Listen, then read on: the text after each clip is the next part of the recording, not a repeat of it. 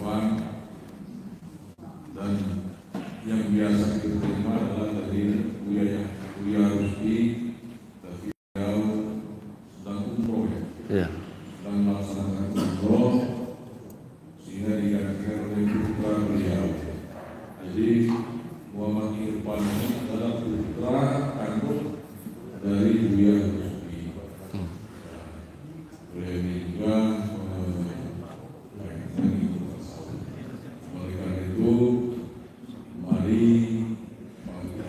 kita bersama-sama untuk mengikuti apa yang disampaikan oleh beliau nanti dalam rangka untuk menambah ilmu pengetahuan kita tentang bagaimana ibadah yang baik, bagaimana kita mengikuti ajaran-ajaran agama yang benar, sehingga kita dapat melaksanakan ibadah tidak tersesat.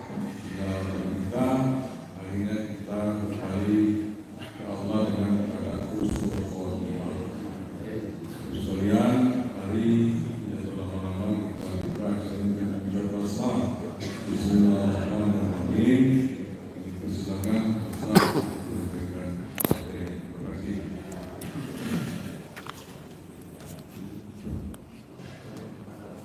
Assalamualaikum warahmatullahi wabarakatuh. Asyhadu an la ilaha illallah wa asyhadu anna Muhammadar Rasulullah. Nahmaduhu wa nasta'inuhu wa na'udzu billahi min shururi anfusina wa min sayyiati a'malina. May yahdihillahu fala mudilla lahu wa may yudlilhu fala hadiya lahu. Nusalli wa nusallim ala sayyidina Rasulillah Sayyidina Maulana Muhammad ibn Abdullah wa ala alihi wa man tabi'ahu ila yaumil qiyamah. Liridallah ta'ala bi barakati al-Fatihah. A'udzu billahi minasy syaithanir rajim.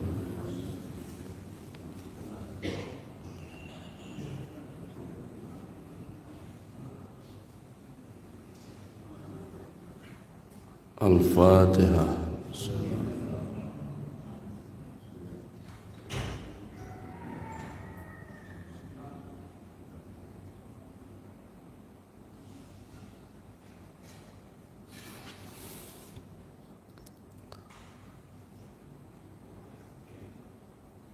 Al-Fatihah. Al-Fatihah.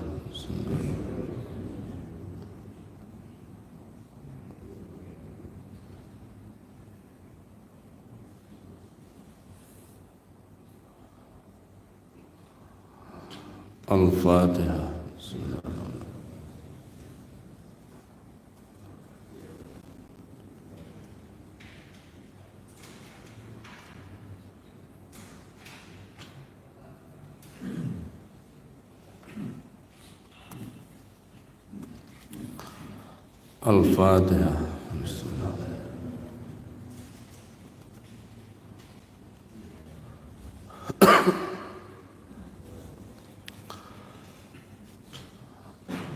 Takmir Masjid Nurul Iman yang dimuliakan Allah Subhanahu wa taala, para asatiz, Bapak Ibu hadirin wal hadirat jamaah yang semuanya dimuliakan Allah Subhanahu wa taala.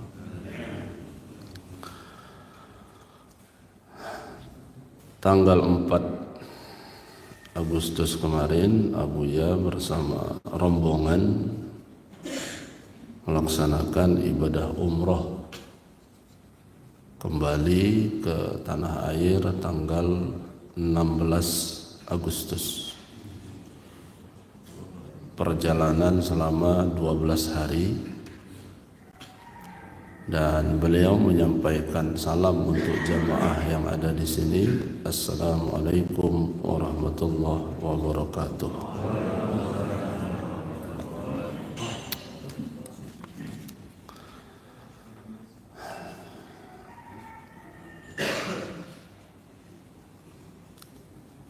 Saya tadi bertanya sudah sampai di mana materi kajian. Ya masih umum lah, seputar tasawuf.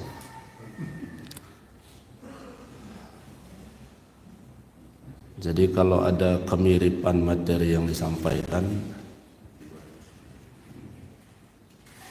jangan kaget karena sumbernya satu.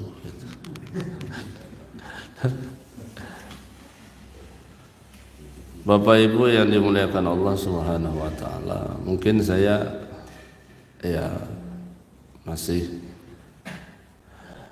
kulit-kulitnya lah ya, belum sampai ke isi-isinya.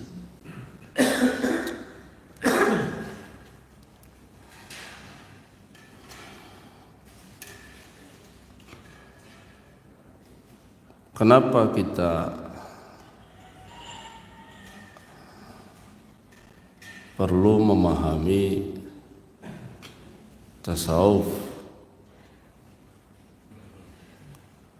Karena banyak ayat-ayat Al-Quran yang menjelaskan tentang ilmu tasawuf. Salah satunya adalah ada beberapa ayat Al-Quran yang Allah menjelaskan tentang hakikat dirinya sendiri.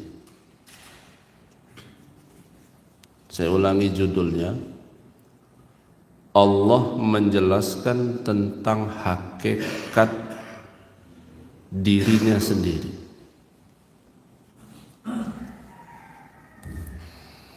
Dan judul ini tidak ditemukan barangkali dalam wilayah ilmu fikih. Kalau mau nyari judul-judul ya begini, masuknya ke kamus tasawuf itu.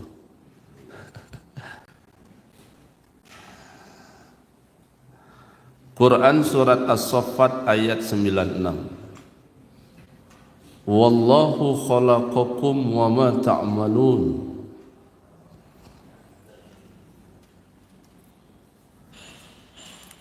Dan Allah lah yang menciptakanmu dan apa yang kamu perbuat.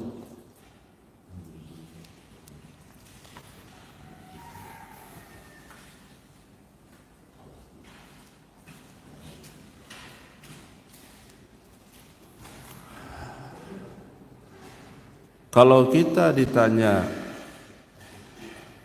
siapa yang menciptakan kepalamu, kita langsung menjawab Allah. Siapa yang menciptakan tanganmu? Kita langsung menjawab Allah. Siapa yang menciptakan kakimu, tanganmu, perutmu, rambutmu, matamu? Tanpa berpikir, spontan langsung menjawab Allah. Hebatnya, yang mendengar juga itu sudah enggak ada klarifikasi lagi. Dia langsung sami'na wa ata'na, saya terima, ya benar, betul. Tapi ketika masuk kepada perbuatan, siapa yang mengangkat tutup gelas ini? Itu kalau mau langsung jawab Allah, wah itu ditentang Pak itu nanti.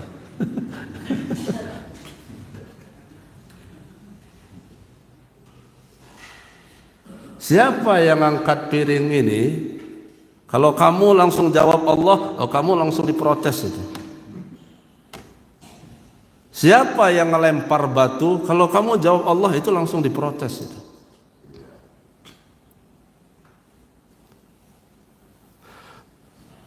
Wallahu khalaqakum wa ma taf'alun.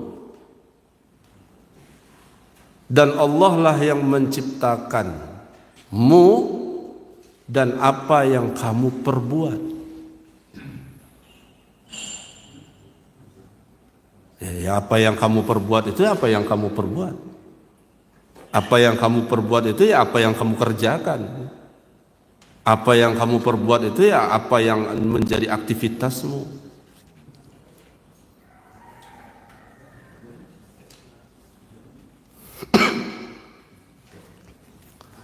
Saya mengisi pengajian di Masjid Ar-Rahman Nyunyai di Raja Basa. malam Sabtu kemarin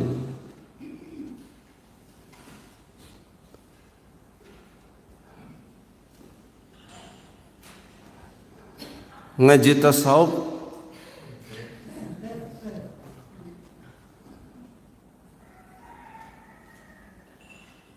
jangan kalimatnya supaya nggak diprotes lagi. Kalau Bapak ngandalkan ngaji tasawuf dengan ini, otak pecah, Pak. Ya, saya sampaikan pagi ini.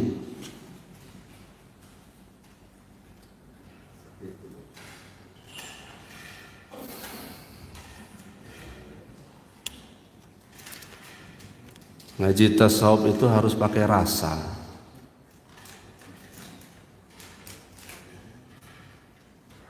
Kalau kita mengandalkan ini, ya, kita akan mengatakan nggak mungkin.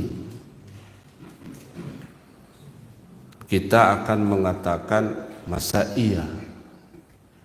Apa iya? Ya tah, gitulah. Ketika kita ngaji tasawuf, lalu kita mendominasi dengan kemampuan kita, maka akhirnya kita akan mendikte guru, menilai guru. Itu aja udah nggak nyambung. Kita itu berharap limpahan pengetahuan, tapi di waktu bersamaan kita nggak sepaham dengan dia.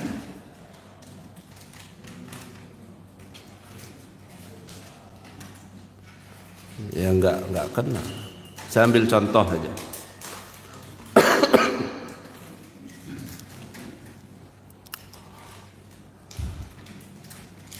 Bisa saja judulnya zikir tapi keluar masjid nggak mencerminkan setelah berzikir. Apa? Judulnya zikir setelah sholat tapi keluar masjid tidak mencerminkan telah berzikir. Selesai sholat baca istighfar 200 kali. Selesai sholat baca subhanallah 200 kali. Alhamdulillah 200 kali. Allahu Akbar 200 kali. La ilaha illallah 200 kali. Jadi berapa itu? 1000. Judulnya zikir. Keluar masjid Nurul Iman, mau ngambil sendal, senggolan sama kawan. Senggolan karena badannya gede, melebihi MC yang di sebelah. Senggolan doang. Terus kata yang nyenggol itu, lihat-lihat dong Pak, kita digitukan. Langsung jawab, Bapak yang lihat-lihat, goblok.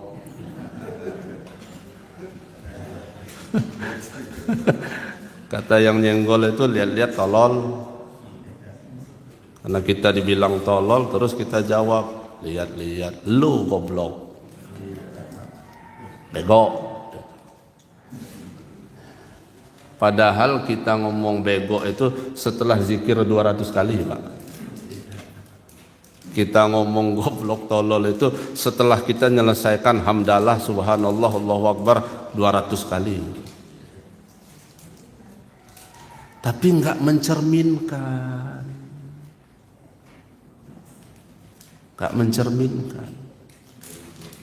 Mana yang katanya zikir itu mana?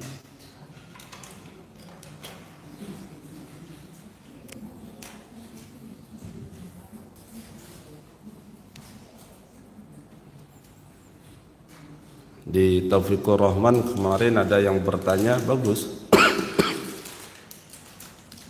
Mungkin karena udah ngaur ngidul kali ya ceramahnya ya. Terus kata yang nanya, sebenarnya inti zikir itu apa Pak Ustadz? Katanya. Iya juga gitu ya. Inti zikir itu apa? Zikir itu artinya adalah ingat. Sekarang Bapak ya, selesai pengajian ini pindah ke kota baru karena buat tempat tinggal yang bagus di sana. Asar nanti ceritanya Bapak diminta hadir karena nenek yang mengundang itu meninggal dunia. Jadi Bapak diminta hadir untuk takziah tahlilan. Baru pertama kali Bapak hadir di tempat keluarga musibah itu. Baru pertama. Terus sama keluarga musibah begini, Pak, tolong betul ingat nenek kami ini. Pecah Pak palak kita. Disuruh ingat neneknya padahal kita belum pernah ketemu. Mungkin Bapak ngomong, luangan jelmanya. Apamu nih? Kita baru pertama kali datang ke tempat keluarga ahli musibah. Terus sama keluarga diminta supaya kita ingat neneknya. Gimana mau ingat? Tahu aja enggak? Gimana mau ingat? Kenal apa aja enggak? Gimana mau ingat? Ketemu aja belum. Apanya yang mau diingat? Nah sekarang kita itu dipaksa untuk ingat Allah. Nah akhirnya bisa saja jamaah itu bertanya di hati, gimana caranya? Apanya yang diingat? Gitu. Nah, maka kerangkanya mengingat itu dalam pendidikan tasawuf adalah mula-mula ingat asma Allah, ingat sifatullah, ingat af'alullah, ingat zatullah. Asma, sifat, af'al, zat.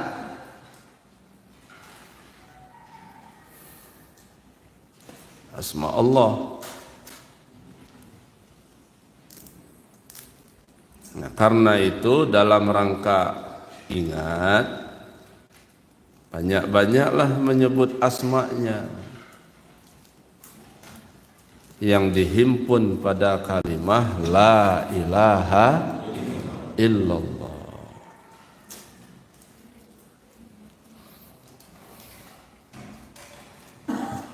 Jangan diomong-omongin ya, kalau selesai sholat astagfirullahalazim, terus saya tarik zikir. Ada jamaah Pak Ustadz biasanya enggak gitu, langsung ila hadrati. Ya, kalau saya bawanya istighfar dulu. Apa tujuannya? Supaya di luar jangan mencibir. Gara-gara sudah belajar thariqah anti istighfar lagi nanti. Ya strategi dakwah betul.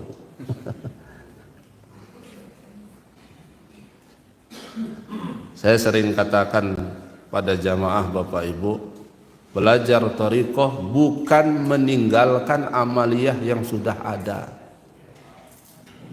Ada orang sebelum belajar thariqah dawam Asmaul Husna, Pak. Ada orang sebelum belajar thariqah dawam ayat 14. Ada orang sebelum belajar thariqah dawam ayat 7. Ada orang sebelum thariqah dawam waqiah. Ya sudah. Begitu masuk belajar thariqah bertambahlah amaliyah. Jadi maksudnya yang sudah ada itu jangan dibuang. Amalkan dulu amaliyah thariqahnya, baru amalkan amalan yang lain. Asma.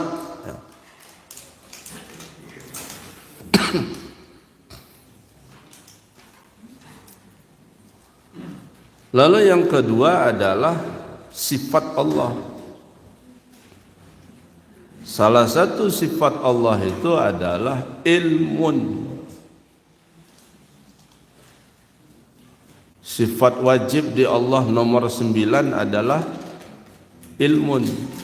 Wujud, qidam, baqa, mukhalafatuhu ta'ala lil hawadis, qiyamuhu ta'ala binafsihi, wahdaniyat, qudrat, iradat, ilmun. Ilmun itu artinya apa? Pengetahuan. Ilmun itu akhirnya oleh bahasa kita ilmu. Ilmu itu dari bahasa Arab. Bahasa Indonesia menyerap dari kata bahasa Arab. Akhirnya kita muncul ilmu pengetahuan, ilmu politik, ilmu sastra, ilmu bahasa Inggris. Ilmu itu sendiri bahasa Arab. Bahasa Lampung juga pakai bahasa Arab. Percaya nggak Pak? Bahasa Lampung itu pakai bahasa Arab.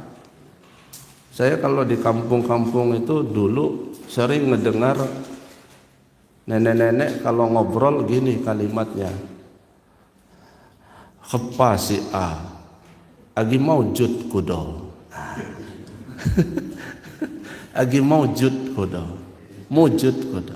Maujud ada ya. Tapi dipakai di bahasa pribumi. Akhirnya yang ngedengar jawab begini, udah meninggal, ketabrak bebek kemarin. Terus lawannya pakai bahasa Arab lagi, saheh kudo. Saheh kudo. Pernah nggak dengar kayak gitu? Itu di pesisir ya. Sahih kudo. Itu sahih. Dari kata sahihun. Sahih itu artinya benar. Masuk ke pesisir Pekon Umbuliyah, Kecamatan Karya Penggawa, Kroy pesisir barat. Akhirnya keluar kata sahih. Sahih kudo. Nah itu bahasa Arab.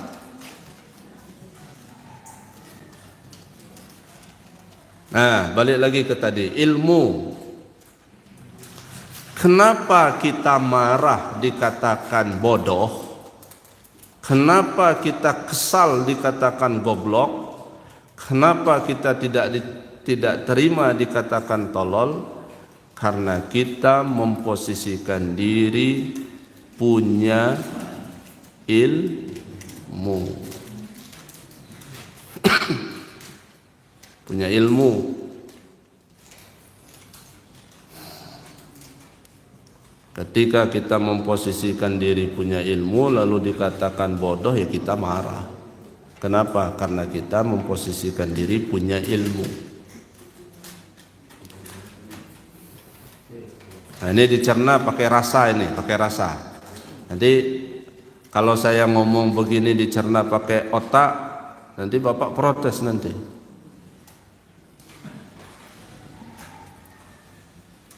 Kalau kita memposisikan diri punya ilmu, berarti di dunia ini ada dua yang punya ilmu. Satu Allah yang punya ilmu, dua diri kita yang punya ilmu. Mana-mana ada dua kepemilikan, belum tauhid namanya. Itu Pak. Allah punya ilmu, terus kita juga punya ilmu. Berarti yang punya ilmu itu ada dua. Mana-mana di alam semesta ini ada dua kepemilikan, belum tauhid namanya. Sebab yang namanya tauhid itu mesti esa. Sebab yang namanya tauhid itu mesti satu. Sebab yang namanya tauhid itu mesti tunggal. Nah, yang ada juga kita ini diberi ilmu. Karena kita dikasih ilmu, maka sewaktu-waktu ilmu itu akan dicabut. Kalau sudah dicabut oleh Allah, pikun namanya.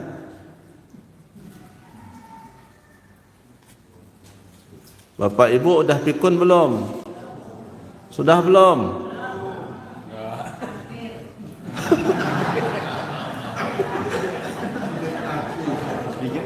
Dikit lagi kan? Terusin itu. Dikit lagi gitu. Kita ini belum pikun tapi calon. Ya bagus juga jawabannya, hampir katanya. Keponakannya pikun itu, adik sepupunya lupa narok pena, lupa narok kacamata, lupa narok baju, lupa narok kertas, lupa nama kawan. Bapak siapa? Padahal yang membayar SPP dia dulu ya dia itulah. Bapak siapa katanya.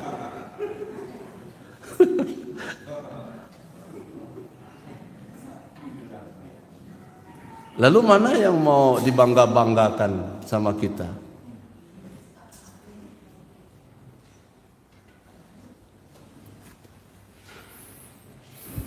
Jadi kalau ngaji tauhid itu ideal jawabnya begini.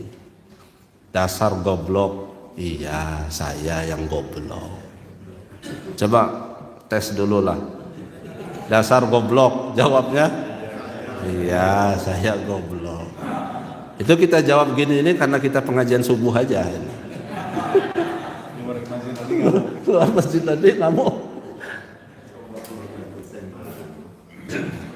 Oh, ini ilmu mahal loh Pak ini Pak.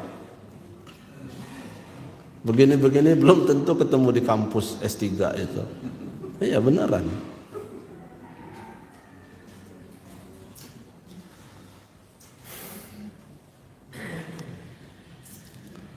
Kita mengatakan kita yang kuasa, saya yang hebat. Apa betul kita yang hebat? Allah itu punya sifat yang namanya kudrah, punya kuasa. Kalau kita pagi ini mengikrarkan bahwa diri kita punya kuasa, berarti di alam semesta ini ada dua yang punya kuasa. Satu Allah, satu diri kita. Mana-mana ada dua kepemilikan, belum tauhid namanya. Yang ada juga kita ini diberikan kuasa. Nah, kalau kuasa itu sudah dicabut oleh Allah, stroke namanya. Ibu udah stroke belum? Lagi. Hampir. Enak ya ngaji di Nurul Iman ini ya. Banyak yang hampir-hampir masalahnya. Hampir stroke, hampir pikun.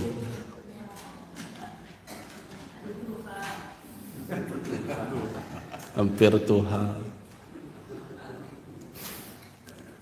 Kenapa ada orang sengketa di pengadilan? Karena ada 2 sertifikat.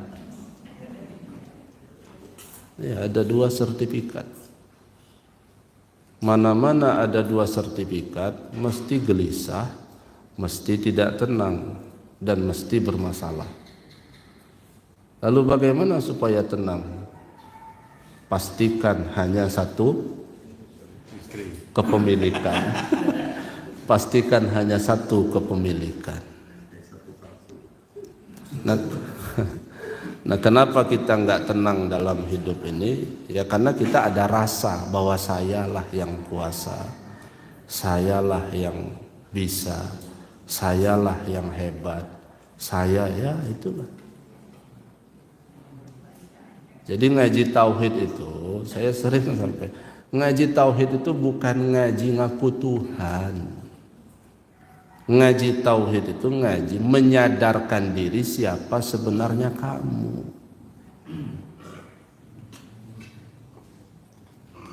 Di alam sadar ya. Bukan di bawah alam sadar.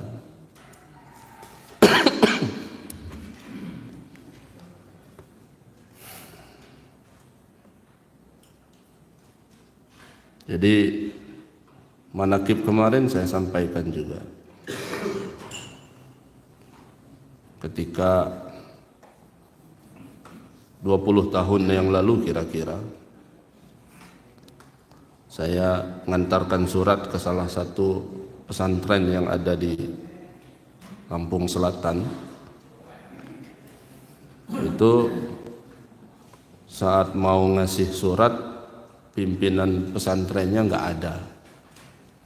Akhirnya saya diminta untuk nunggu di ruang tamu. Begitu nunggu di ruang tamu, terdengarlah dari pojok sebelah kiri,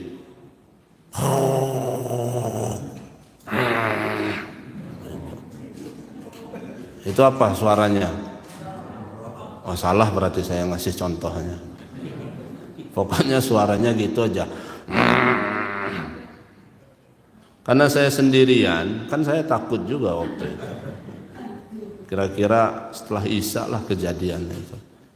Karena ada yang ngerokok di luar, saya tanya sama di luar, Pak, itu kenapa orang itu?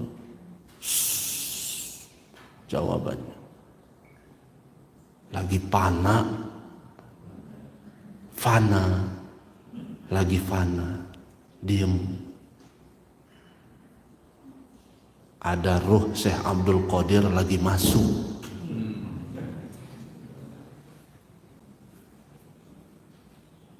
Bapak pernah dimasukin?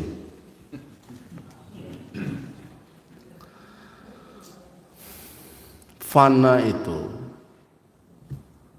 berada dalam pembahasan tasawuf.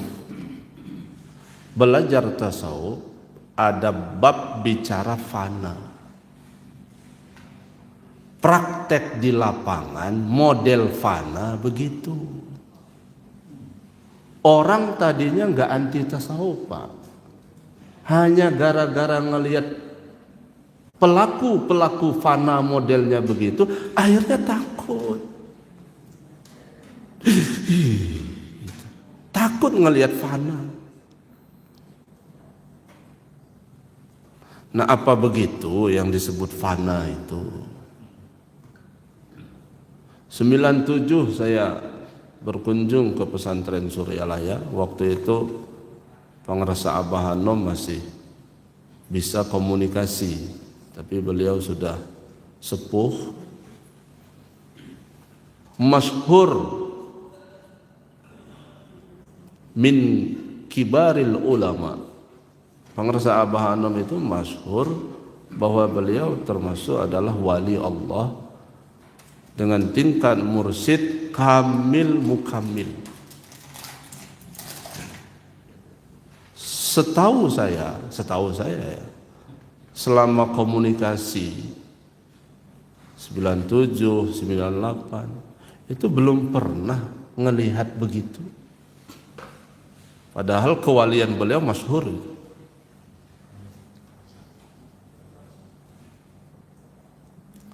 Ya, dengan tidak bermaksud menyalahkan, ada yang loncat-loncat ya silahkan saja. Ada yang salaman terus guling-gulingan ya silahkan saja. Tetapi maksud saya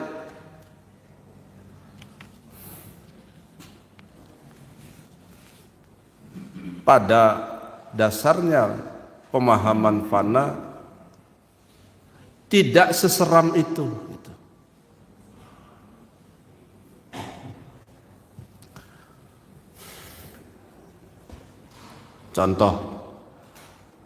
Contoh dasar. Bapak Ibu kalau dipuji tetangga senang apa enggak? Hah? Dipuji senang apa enggak? Belum pana namanya. Bapak Ibu kalau dihina tetangga sakit enggak? Belum pana namanya. Orang fana itu be aja. Apa be aja itu? Biasa aja. Dipuji biasa, dihina nah itu pana. Untuk mudah memahami gitu ya. Untuk mudah memahami gitu. Apa ya maksudnya itu? Enggak nyangkut lah gitu. Enggak ngaruh, enggak ngefek.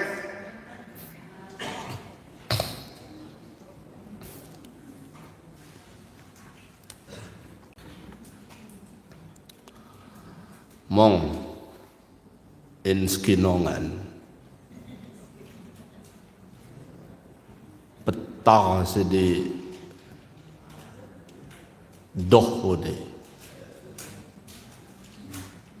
lebon, tahu nggak terjemahnya?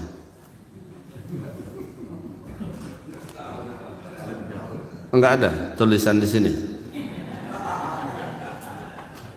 Mong supaya tahu petek kebun yang di bawah itu, yang di ujung sana, hilang semua, hilang semua.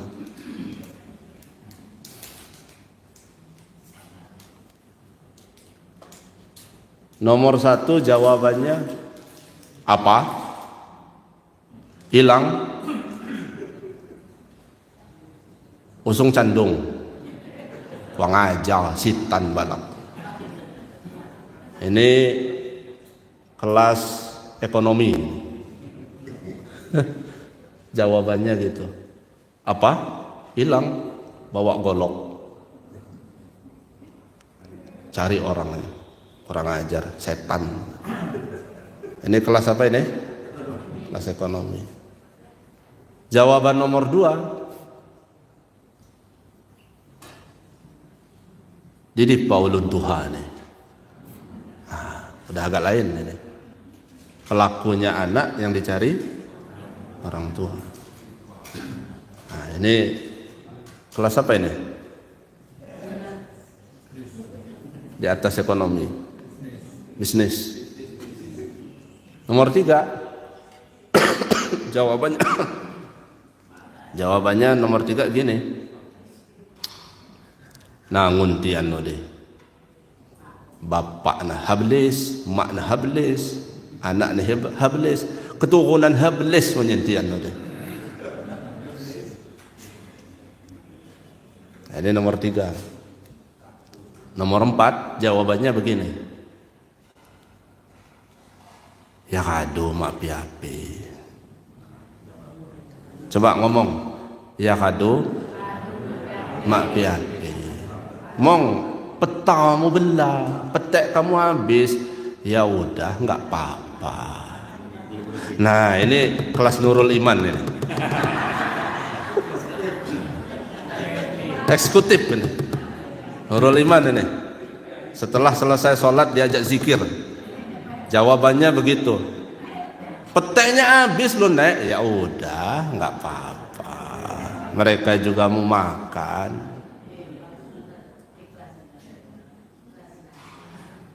Itu bisa ngalahin wirid 10.000 kali Pak.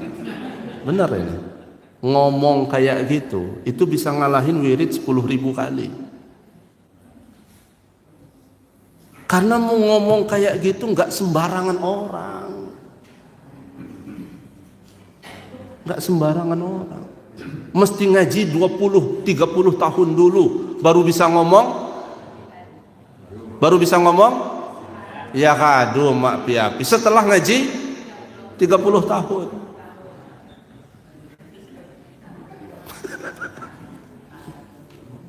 Selidik punya selidik, ya pantas dia ngomong kayak gitu. Bukan kebun dia masalahnya.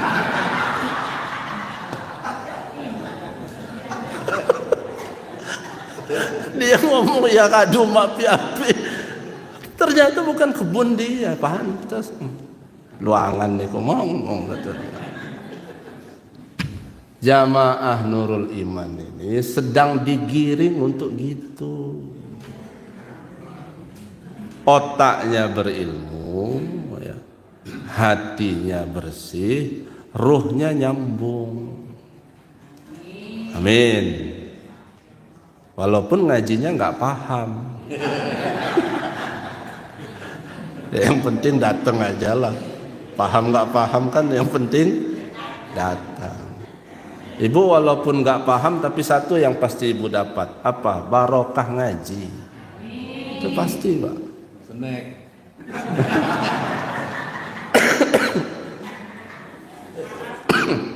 Snack. Ya Bapak Ibu yang dimuliakan Allah Subhanahu Wa Taala. Nah, dipuji kalau kata Pak Anies itu apa? Dipuji tidak terbang, dihina tidak tumbang. Dipuji kitanya nggak melayang, dihina kitanya nggak jatuh. Ya biasa itu fana Pak. Fana. Jadi singkatnya fana itu apa?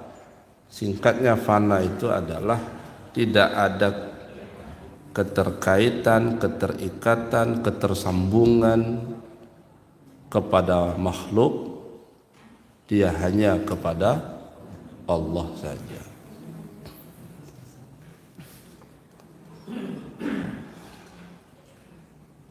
Al-Baqarah 156. Alladzina idza asabathum musibah qalu inna lillahi wa inna ilaihi raji'un.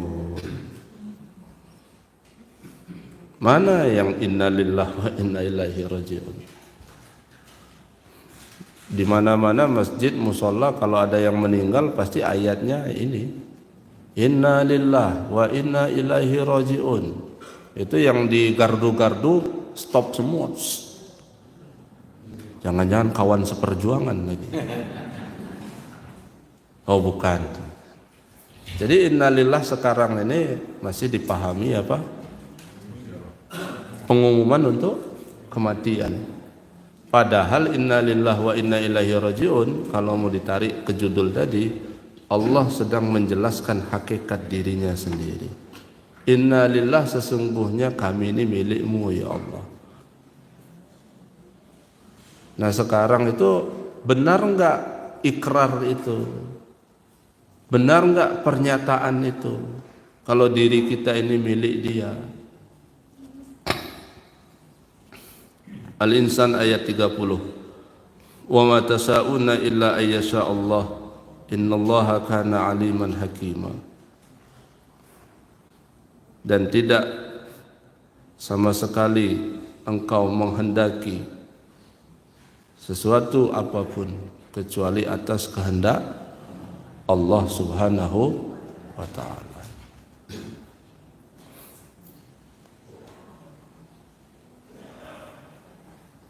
Nah ini statement closingnya. Ketidakmerataan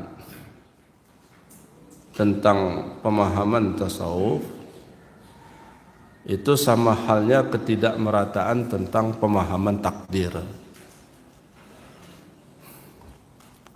Dalam kitab Fathur Rabbani itu dijelaskan, ya, disebutkan. Coba sama-sama ikuti. Bismillahirrahmanirrahim. Al-i'tiradu alal haqqi azza wa jalla inda nuzulil aqdari mautuddin mautut tauhid mautut tawakkuli wal ikhlasi. Bagusnya kalimat ini pasang jadi kaligrafi, tempel di ruang tamu itu. Apa itu maksudnya? Ngaji ke Nurul Iman. Yang masangnya juga nggak tahu juga maksudnya. Al-i'tiradu alal haqqi azza wa jalla, keberpalinganmu kepada Allah, Zat yang maha kuasa, perkasa, Zat yang maha agung. Inda nuzulil aqdari, ketika Allah sudah menetapkan segala ketentuannya. Mautut tauhid, mautuddin, itu menunjukkan agamamu mati, tauhidmu mati, tawakalmu mati, ikhlasmu mati.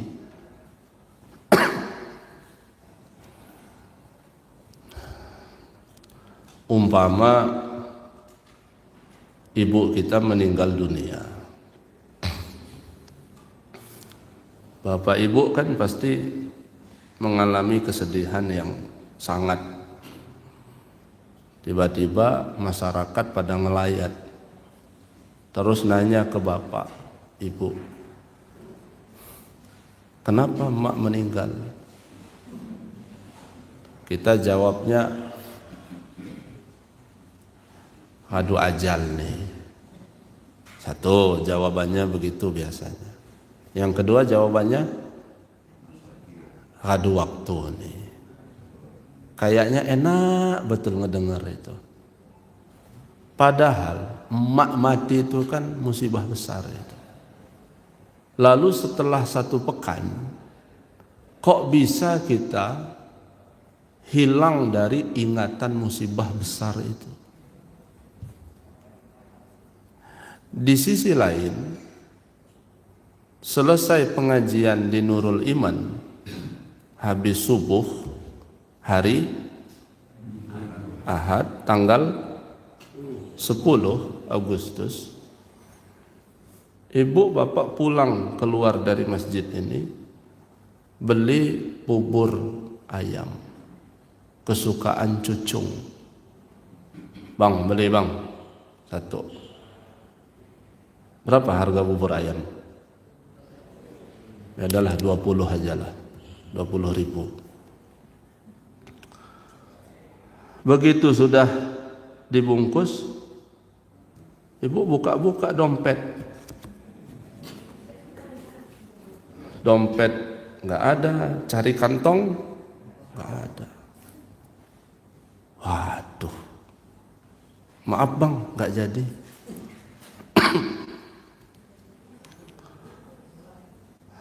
Gara-gara hilang berapa?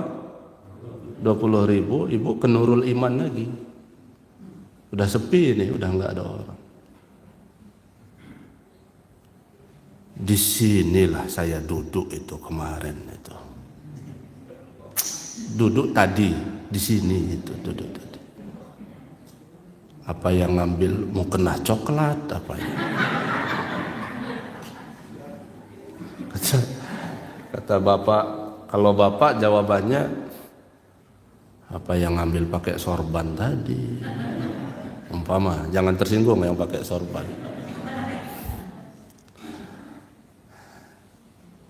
Itu gara-gara 20.000, sebulan nggak lupa-lupa.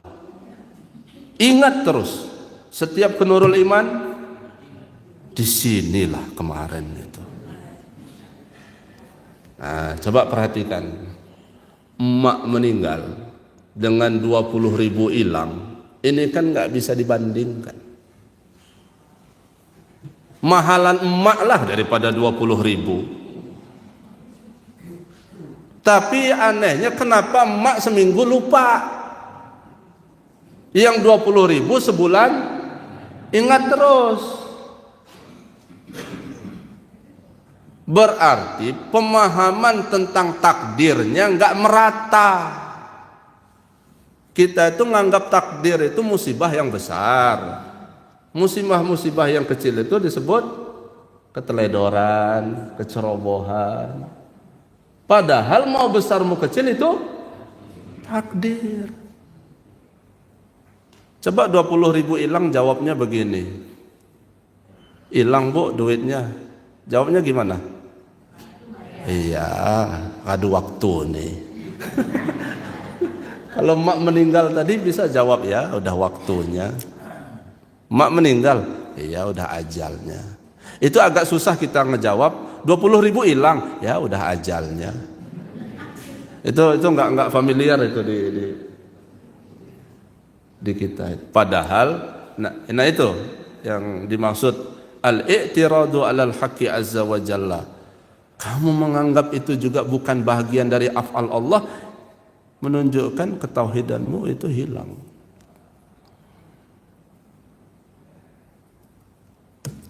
6:15. Dah, itulah oleh-oleh pagi ini. Silakan kalau ada yang mau tanya. Baik, sekalian materi yang sampaikan menjelaskan, kita langsung saja ke sesi kedua yang ditanyakan. Haji,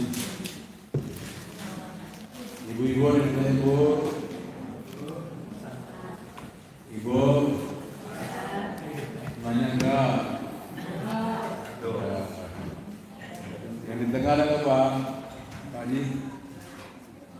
Yang lain? Silakan Pak Dinas.